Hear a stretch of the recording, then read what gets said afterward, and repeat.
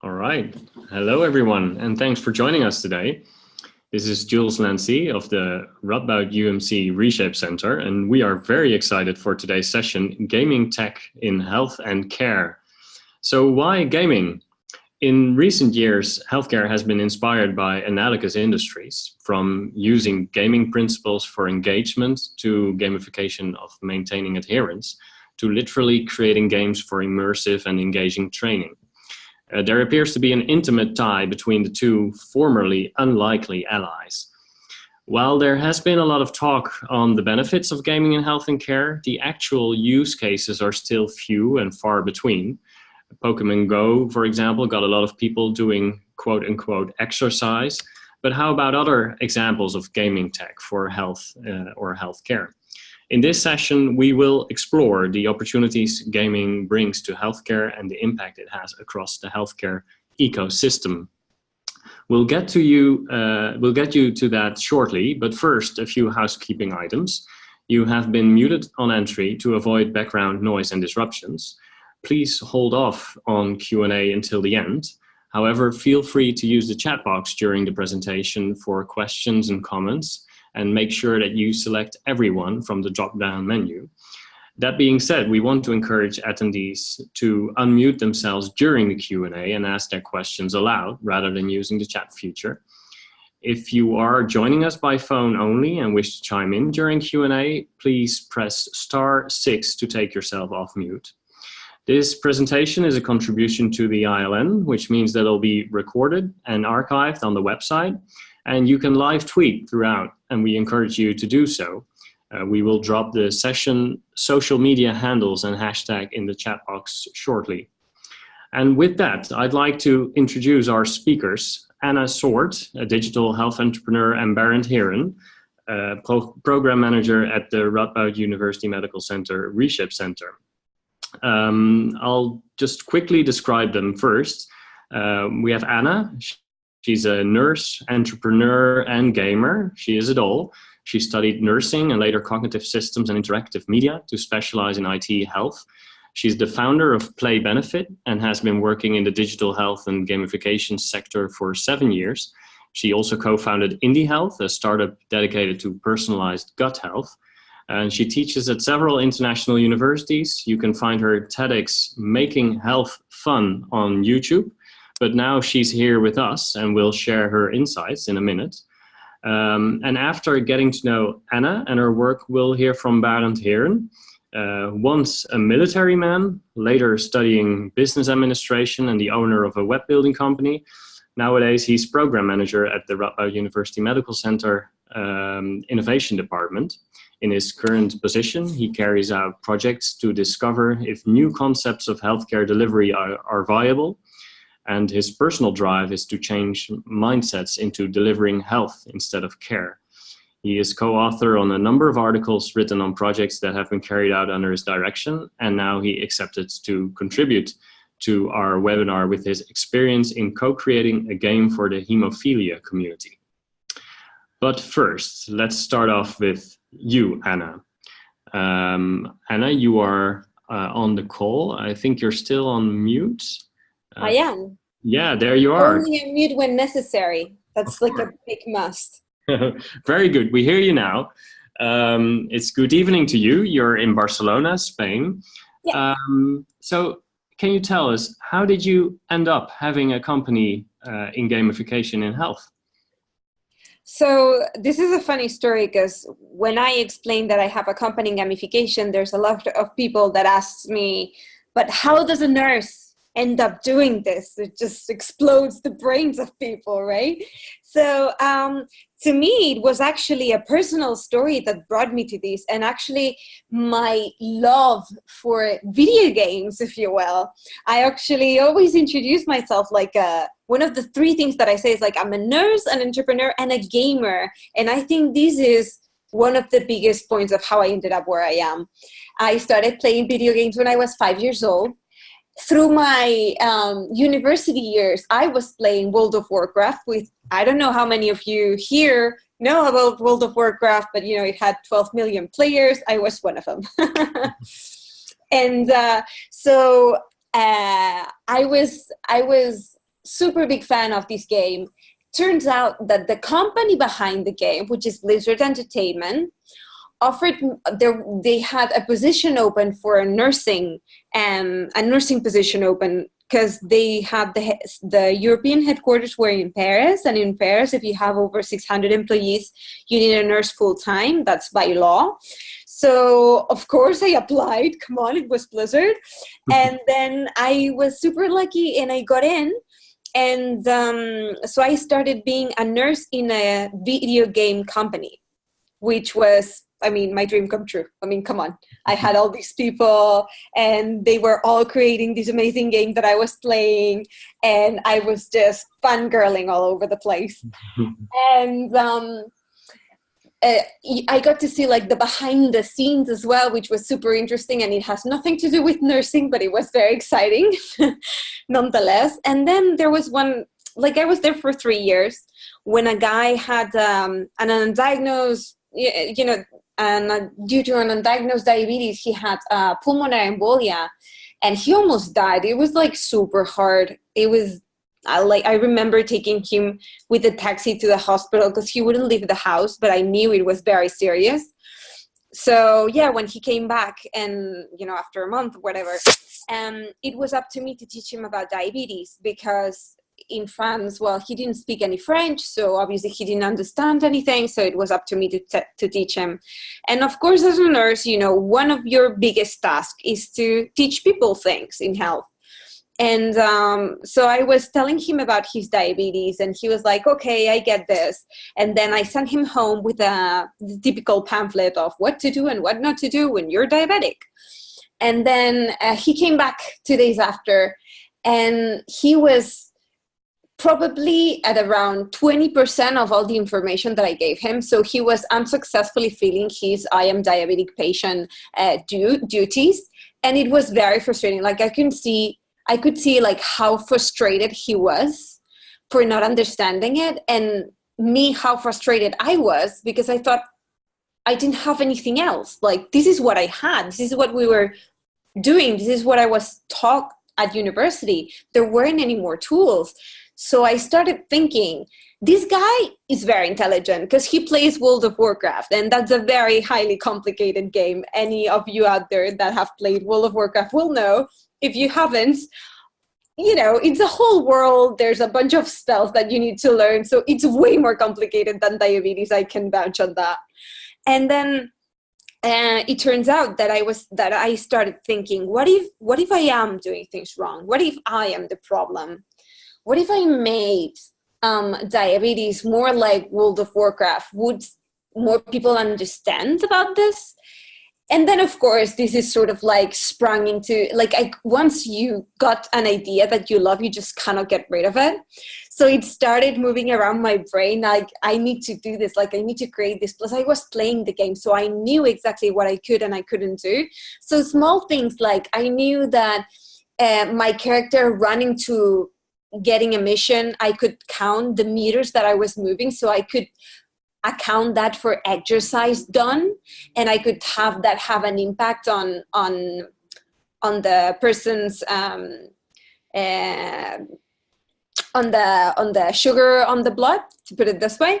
So I thought, if we do this, plus we have a bunch of food in this game, so I can also do that and have it have an impact on your on the sugar on your blood, then I can explain to people how different things affect, how different behaviors affect, and how different food choices affect while you're playing the game, because you're mainly playing a very fun, very well-designed game. So this is when I started doing. So here, I'm going to try to, can I share my screen, by the way? Más, compartir. Yes, you can. Share my screen. So, okay. I'm not sure if you can see this. I'm going to put it like, okay. So this was just a very silly concept, but you need to understand. So this is the World of Warcraft game, right? So you see my characters here, and I have like some spells down here. And basically what I was thinking was like, what if I put in the interface like something that tells you how your blood sugar is doing, right? And you have your character, and you can move around, and that has an impact on your blood sugar. And then if you see over here, there's a bunch of foods. Okay. I guess you see, because I can't see because there's like a bunch of people here. But anyway, here you should see a bag with a bunch of food in it. And depending on which one you pick, it has a different impact on your glucose levels. So yeah, see, you sit down and eat, because that's something that you can do in this game, and then that has a direct impact on your glucose. So I knew that I could make this add-on happen, because I was playing the game and I was using add-ons for different things to like make the game easier. So I partnered with the Rochester Institute of Technology, and we actually made this happen. So this is what it actually turned out to be, which is up here, and you could actually even so you have your insulin level here, your blood sugar level here, and you can even use insulin and stuff in the game. So to make sure that your blood sugar level is good, right? And so this was like my first experience ever, and I thought it was totally crazy, but it did spark something else, and I think. From here is when I started going to did the master's degree, and then I found out what things like serious games were, which is it's a game that's designed not only for entertainment, but actually it's looking for a educational purpose. And then I found out things like exert gaming platforms, which are sort of like what the Wii is, and all these platforms that are trying to make you exercise by using video games. And then I also found out what gamification is, which is what I've dedicated the last 7 years of my life, which is how do we make people feel like they are in a challenge state when they are dealing with things that are sometimes stressful or boring or not that nice in health. Because in healthcare especially, we keep asking people to, stop having salt, drink less wine, or don't drink alcohol, go and have a, walk every day, these many steps, We keep telling them to do things. So this requires behavior change. And I think gamification was a great opportunity for behavior change. So this is how I ended up here. That was a long one. Sorry. That's great. That's a great story. And as you correctly pointed out, a lot of the healthcare problems are behavioral related, of course. And I can see how gamification might be a promise in that. Can you share a little bit more about how do you do gamification? How does this work, this process? So after several years, I've actually developed a methodology that I use when I do gamification. One of the first things that I noticed very early was the need to include the future user, whether that's a patient, whether that's medical team, or both, or none, or whoever is going to be using that in the very early stage. So when you're actually thinking about constructing these, whatever, is it going to be software, is it going to be physical, whatever game you're wanting to develop for whatever objective. And in the beginning, we also started we were gamifying, I would say, more for ourselves, so for our priorities rather than for the actual user's priorities. So this is a typical mistake that many people do when they start gamification and gamifying things. And it was very easy to just fall into the whole, let's put points up and achievements and a big reward in the end, like a trip somewhere, and that's it, right? So I wanted to explore deeper. And because I come from a medical background, I had the feeling that I needed to somehow put science behind the whole thing. Like, it made no sense for me to just go and say that this was better without having something that says it's better, scientifically proven, right? So this is when I started looking at the behavior change techniques and the behavior change research that was being done with different ways of doing behavior change. And this is when I found the combi wheel. And to sort of explain it in an easy way, I'd say that something that's exciting for me is, I don't know if you guys know this car that's called the Citroën Cactus when it first came out. So Citroën asked everyone, what is the worst thing that can happen to you once you get a new car? And apparently a huge chunk of people said the worst feeling is that first scratch that you get, that you usually always get in the first month of having the car, you know, scratch on the side. So what they came out was with this car that had these huge things on the sides, black things that were covering the car so the car wouldn't get scratched. And obviously they sacrificed some part of the aesthetics. Some people liked it, many people didn't.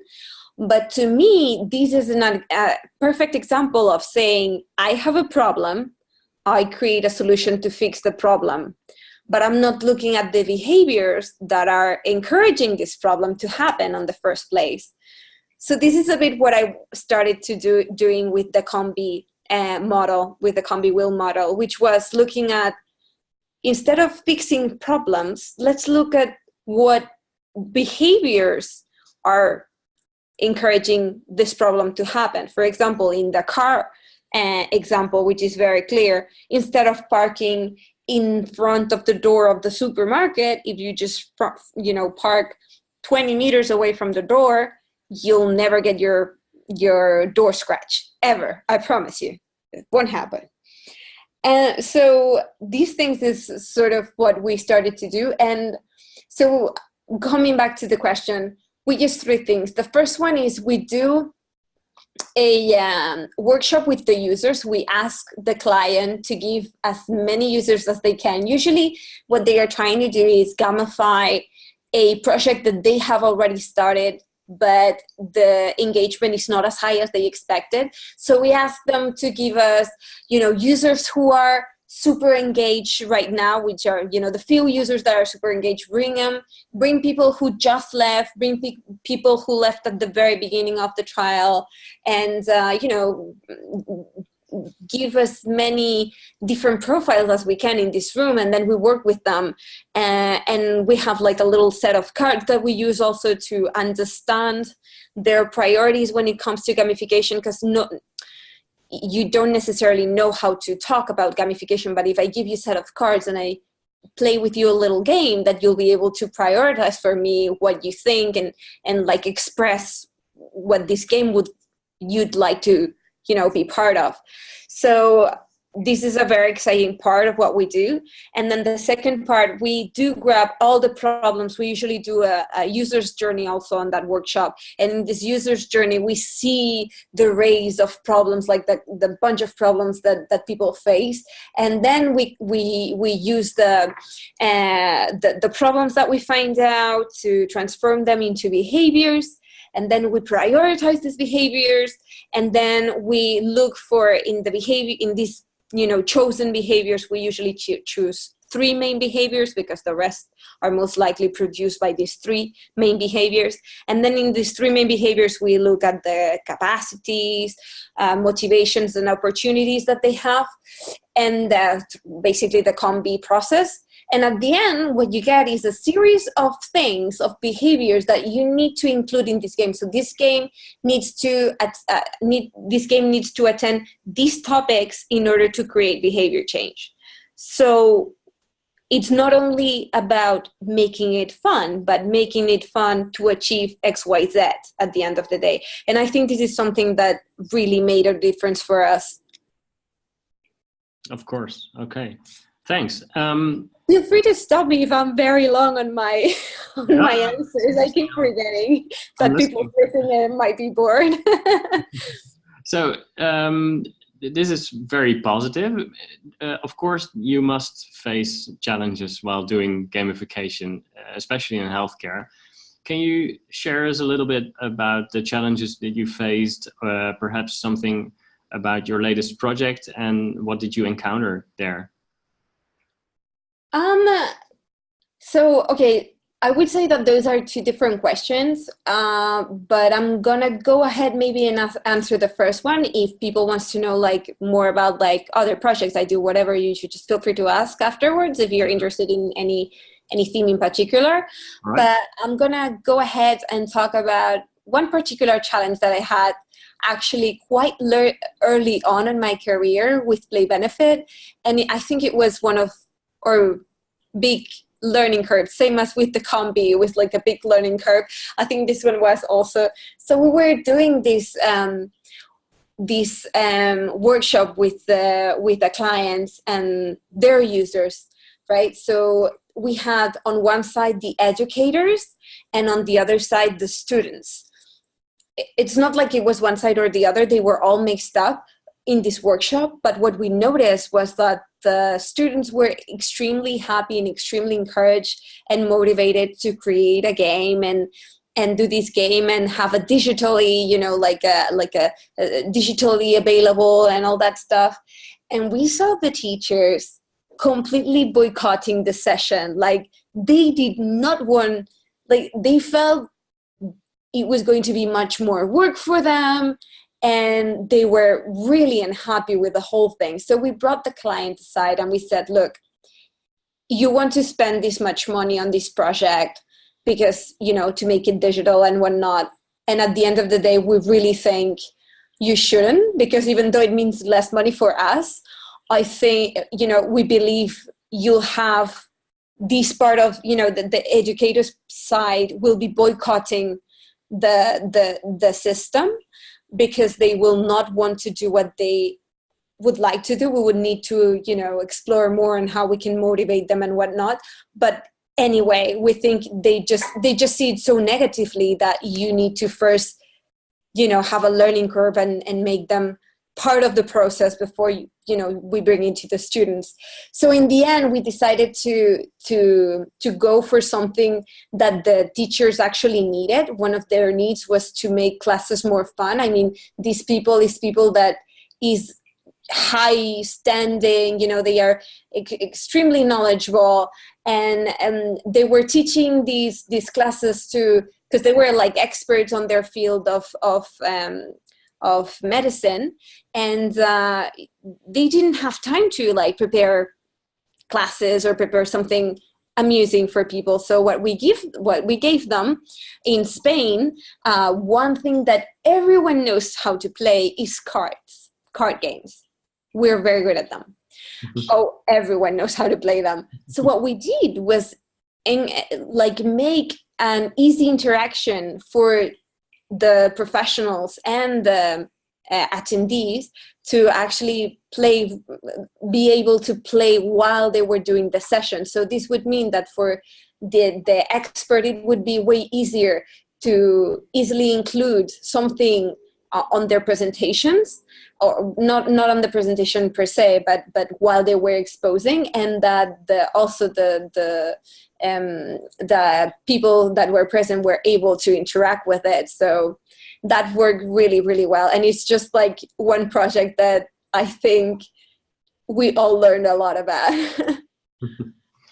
All right, thanks for sharing.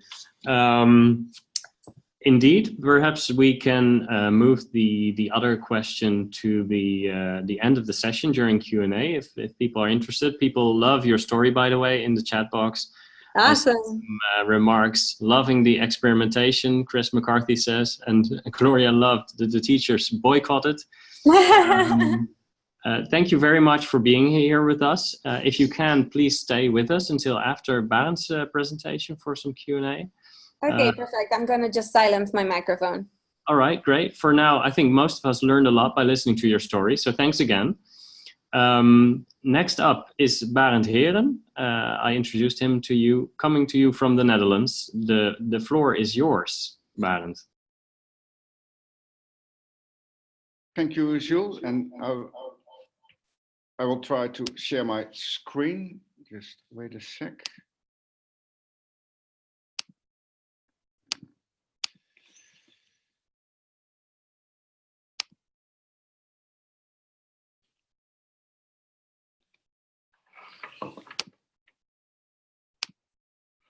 Yes, there you go. So, well, thank you for having me. And I want to talk a bit on the topic if gaming can help improve risk management and to be more precise in the area of hemophilia. And actually, the main thing I will tell you is how I ended up with 2 games in the area of hemophilia. So not just one, but actually 2 games. After a simple question, I asked, how do I go to the next slide? You can click on the arrow in the... Sorry, yes. So I was talking to the director of our hemophilia treatment center, and he was telling me it's very hard to be profitable as a hemophilia treatment center in the Netherlands. 90% of our costs are in medication, so we have very little room to wheel and deal. And we just had a health technology assessment done by checking if we would have people more adherent to their prophylactic schedule, if that will reduce the amount of medication that is taken. And so this is for the severe hemophilia patients. They don't have natural clotting enough in their blood. And when they're not treated with medication, they will have internal bleedings. So they're on a prophylactic schedule of medication. And the health technology assessment showed that when they would be more adherent to their medication, there actual would be more use of medication, so costs would even go up. So he said, that's my problem, I need to get my costs down. So I said, well, it's interesting that you've done the health technology assessment in order to check whether there's some room for monetary gain, but why don't we ask the same question, how can we help you, to the actual people that experience the blood clotting issues. So in the Netherlands, we've got 7 hemophilia treatment centers for about 200 severe hemophilia A patients. So it's a very small population. He said, okay, if you say that's the way to go, let's do it. So we started to talk to the people with hemophilia together with our care providers. And we had kind of 3 layers that came out of these discussions that we could help them with. And the first one was in the social and psychosocial environment. So we know that they need to do a lot of exercise to keep their joints movable, but pain and the risk of bleeding is preventing them of being engaged in all kinds of physical activities. And we also know that having a lack of physical activity might lead to feelings of depression. And once you are activated, you have a bleed, it's like a downward spiral. So how can we prevent them from coming in this downward spiral? And the second thing was that they say, well, we need to acknowledge that the prophylactic schedule is actually based on studies, but it's not very personalized. So we each have our own half-life time, and we know there is a choice in the medication from the different pharmaceutical companies. So what would fit best with me? But the actual layer on top is that they were saying is that we want to have something to play with in order to do our risk management, because when we are engaging in activities, actually we need to know the physical what the physical strain will be when I'm doing the exercise, and how well will my clotting be since I last injected my medication.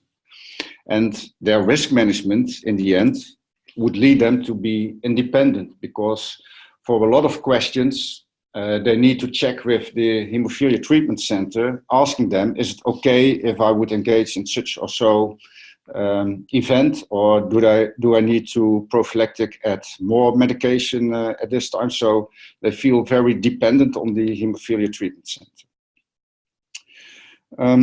So we sat down with them, talked about a number of solutions, and actually we came out with 4 solutions that they say, well, those are very feasible. And the first one of them, and the main one I would say, was this, what we called the dynamic prophylactic schedule.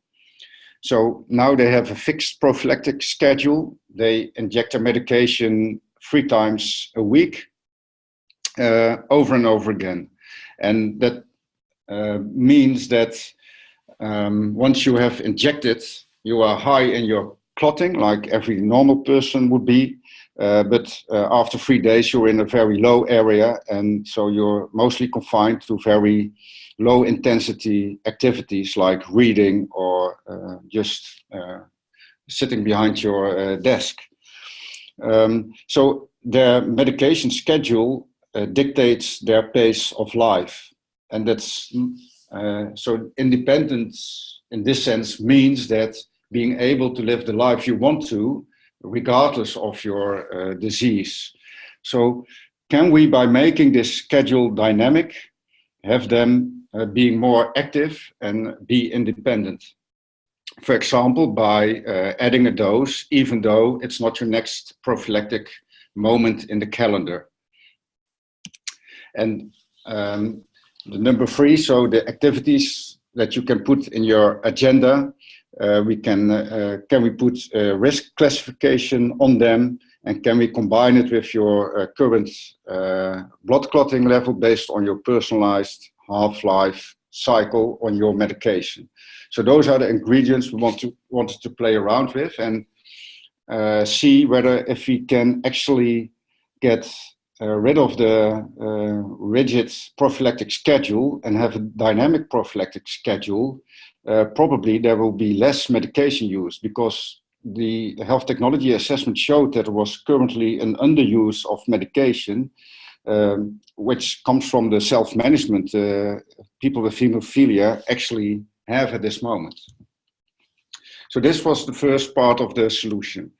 The second one was, could we have hemophilia treatment center available with their knowledge whenever we have some other medical issue, for example, going to the dentist. Even the smallest intervention might lead to a long bleeding.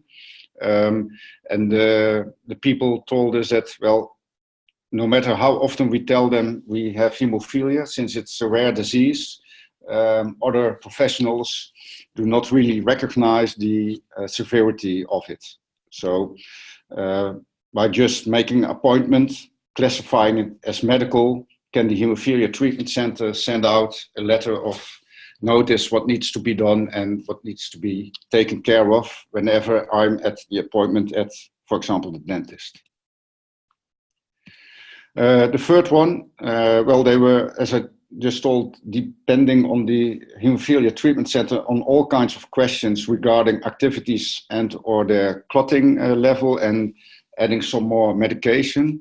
So could it be done by chat instead of telephone, which is the instrument that they are using right now, which was actually a pain for the healthcare professionals as well, because it was always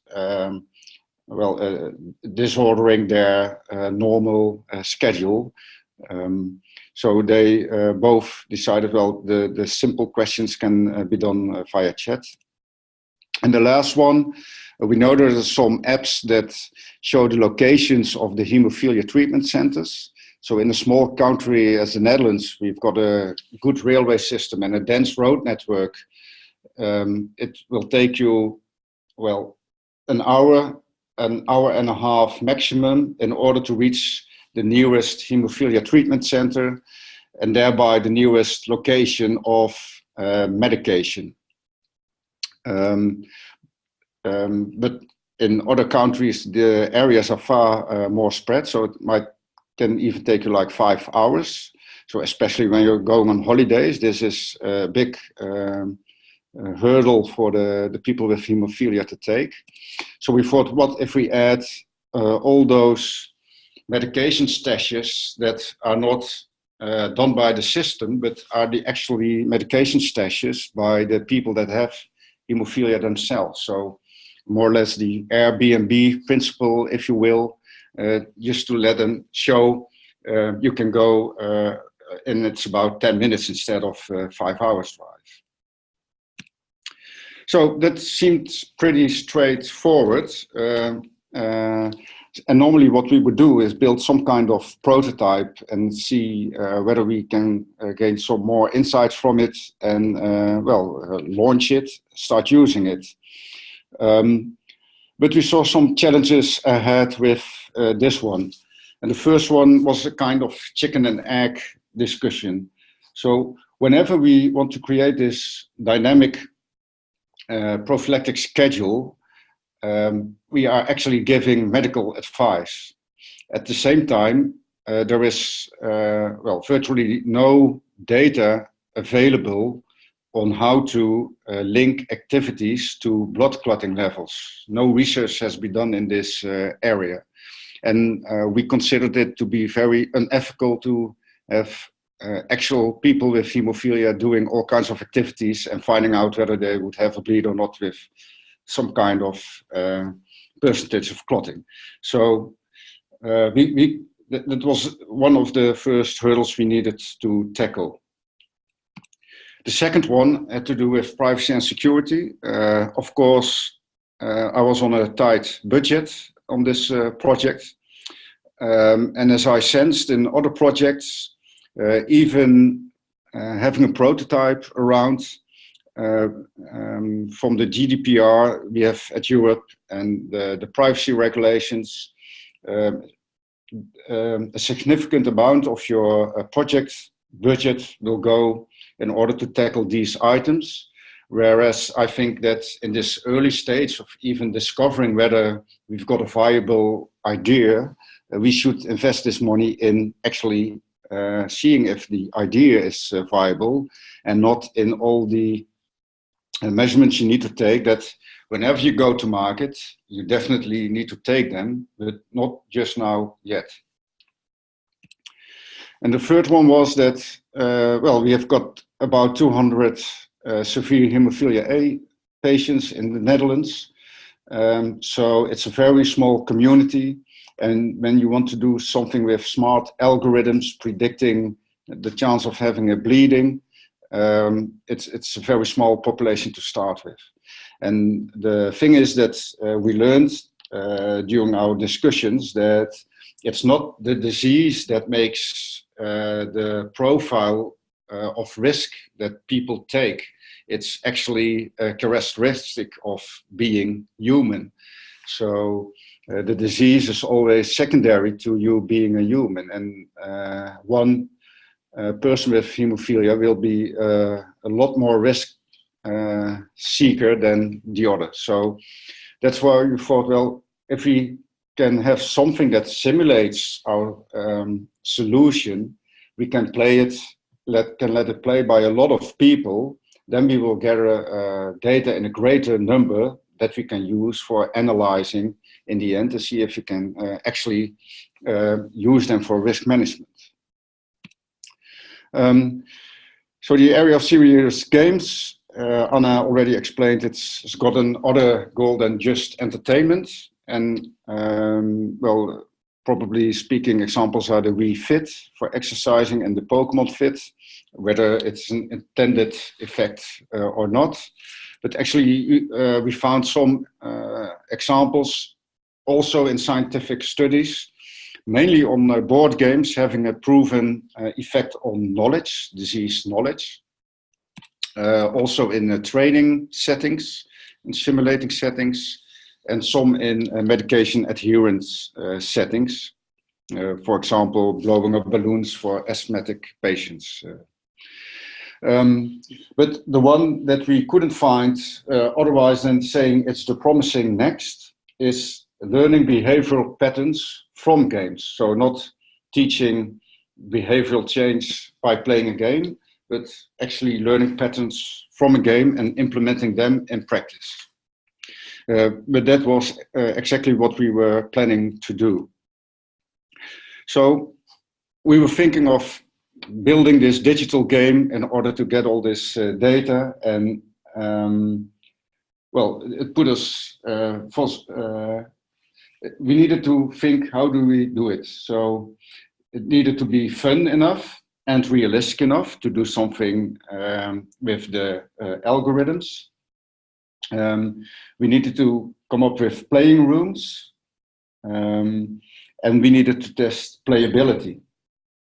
So, and we thought it would be very costly if we try to do this at a large scale, so making it digital all at once. So just let's start with a paper prototype. So we've got the agility to tweak and tune continuously. And actually, this is the first playing card we developed. It's the soccer playing card. You can see it's an activity, and we've got some points, and we've got some clotting areas on it. So it's not important to truly understand it, but this is the kind of paper prototyping where we started with, and we've got all kinds of these cards, and you could play them.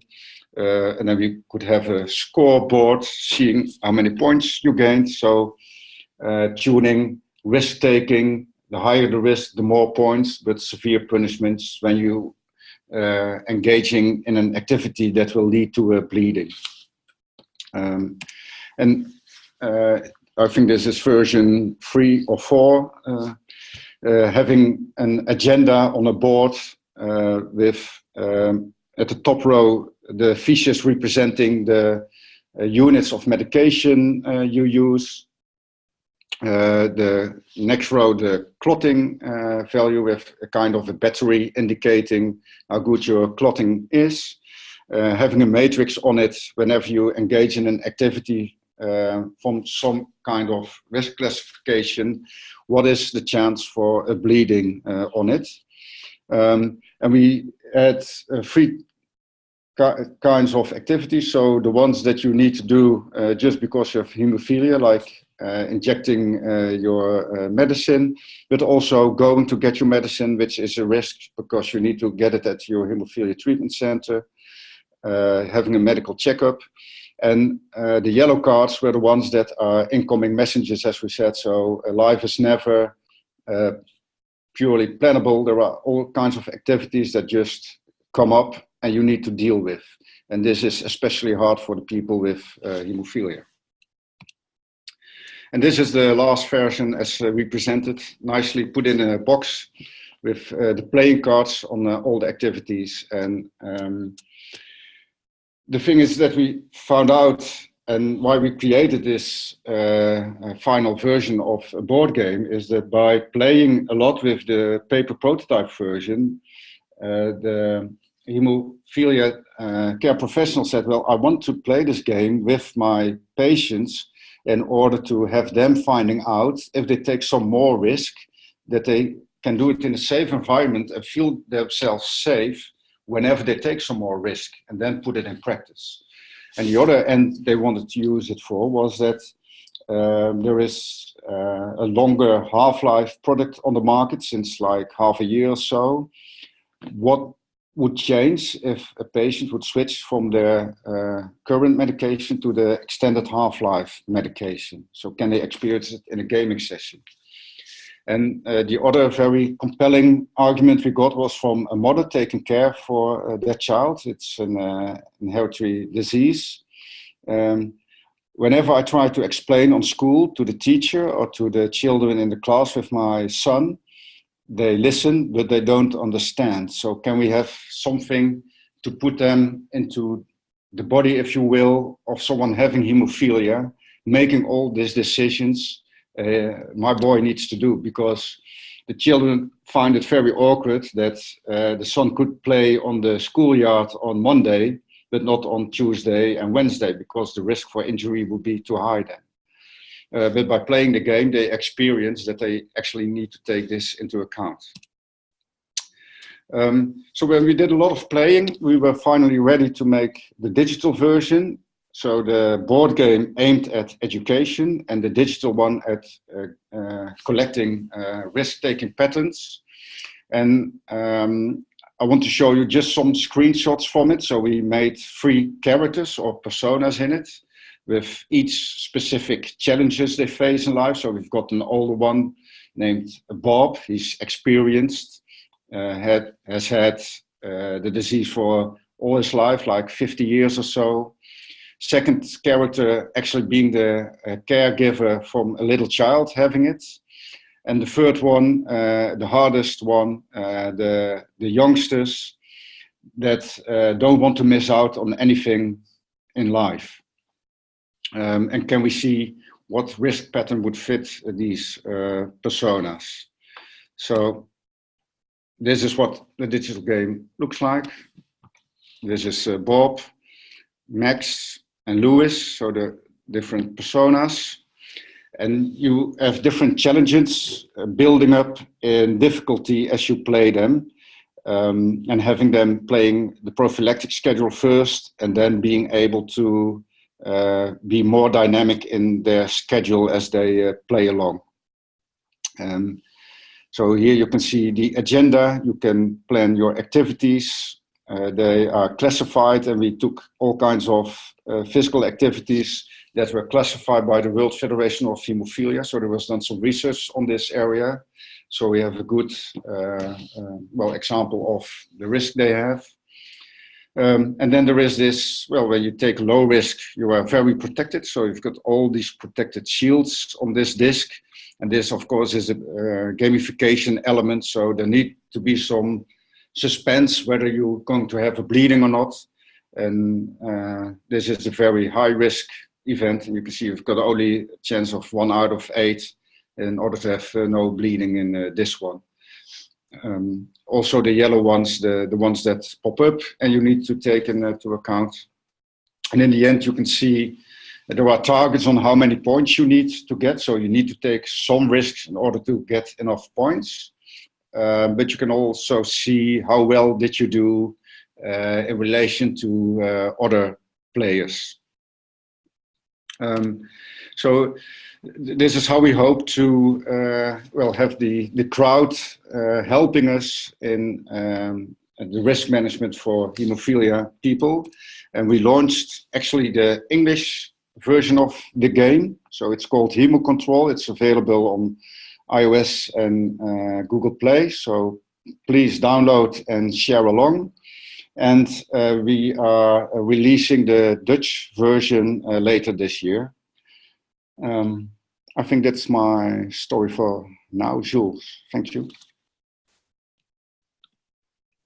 Thanks, Barend. That's very informative and a very exciting example of how a game is changing the way we view hemophilia care, and the work resulted in an actual, really human-centered solution. We still have a few minutes for questions. Let's open up the floor for our audience to ask questions to our panelists, or showcase an example of their own of gaming in healthcare. I see in the chat box people are enthusiastic. I see Jan Ground saying it makes so much sense. Can't wait to see the concept with pediatric conditions, especially type 1 diabetes, asthma. Do you have some experience with that, Jan? If anyone else wants to say something, if you are joining us by phone only and want to chime in, you can press *6 to take yourself off mute. Or if you join us via Zoom, you can click the unmute button and join us live. Perhaps to start off, Gloria, I see that you made a comment on a Kaiser Permanente game that was created for clinicians. Can you share something about that? Yeah, I'm very happy to do that. So the game was called Dr. Hero, and this was an internal innovation project from several years ago. Gloria is talking, but I don't hear her. Uh-oh, can you not hear me? We hear. There's a question from Chris for both speakers. What is the... Oh, I hear you, Gloria. Okay. All right, I'll keep talking and I'll make it very, very quick. And the idea is that it was an inspiration by a gynecologist who goes through basically by her teenage son. She realized something that happens during labor and delivery is something called obstetrical hemorrhaging, and it's basically where it's uncontrolled and unstoppable bleeding during labor and delivery. And basically, if it's not properly treated, it basically results in death.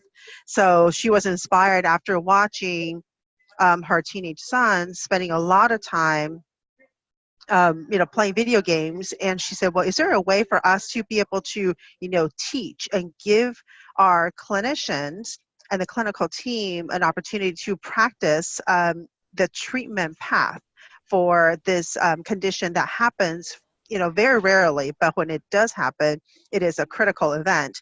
And I got a chance to watch it, watch people play the game, so to speak, and oh my gosh, people got competitive.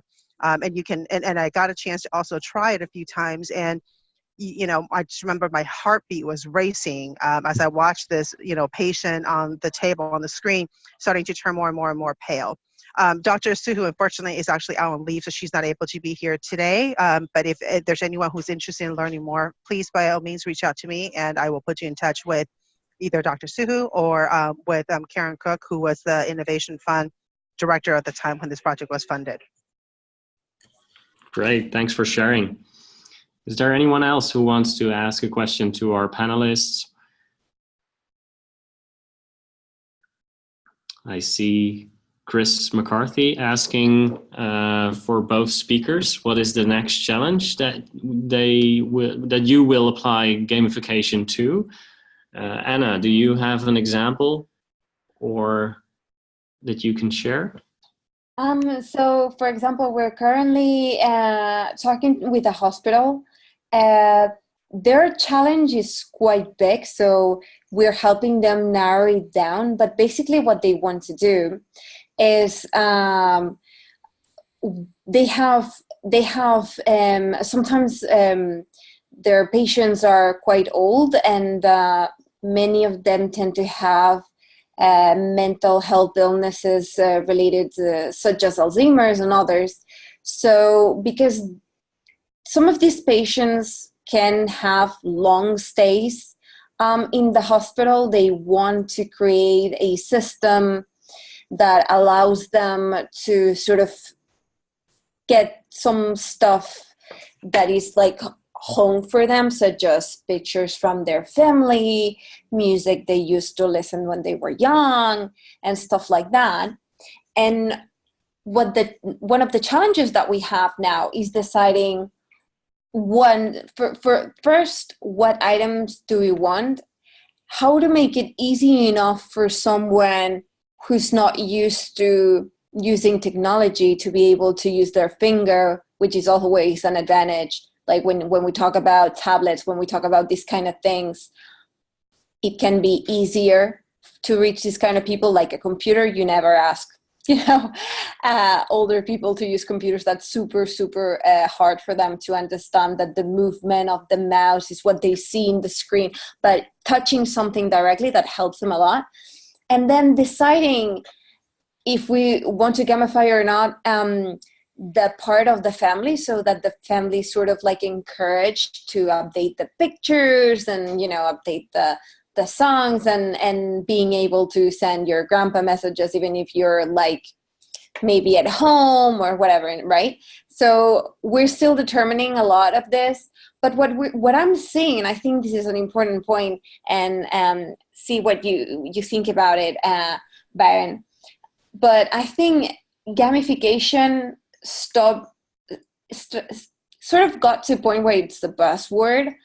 And I do have lots of clients that I actually decline, because what they need or what they want, what they are seeking is for these, I want, to do these for 2 weeks. And so I'm like, instead of creating a whole system, which sometimes, with buzzwords, how this happens, like people get excited and like when the apps came around or the websites came around, that everybody had to have their website, everybody had to have their app. Was it necessary? No.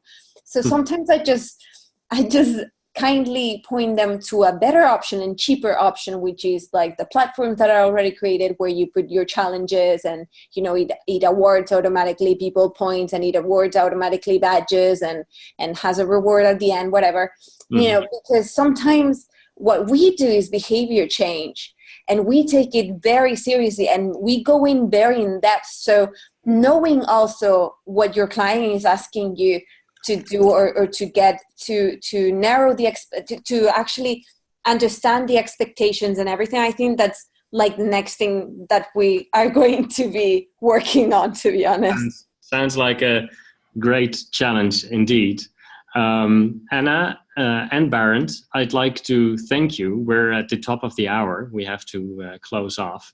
I'd like to thank you for contributing today, taking the time to share your experiences, insights, and lessons learned with us. And also the audience, thank you for joining us for this hour. I'm sure we can go on with this conversation for a long time. We could use Twitter for this, using the handles that were shared earlier, and open it up to a broader audience, or contact us so that we can connect you with either Anna or Barend. And with that, I'd like to close off this session and give the floor back to Cynthia for a last word. Thank you. Thank you, Jules. Thank you, Anna. Thank you, Barend. I hope you all enjoy the rest of your evenings over across the pond. As a reminder, today's session has been recorded and will be available should you wish to revisit or share with a colleague. So please check out iln.org. Also, the ILN will be taking a virtual hiatus in preparation for our in-person meeting June 12th and 13th. We will be in Portland, Oregon with Mars Pet Care for Pivot, an ILN in-person meeting. There are a couple of seats still available. If you are interested in attending, please check out events.iln.org for more information. We will see you all in July. Thanks for joining. Have a wonderful Tuesday, everyone. Thank you. Bye-bye.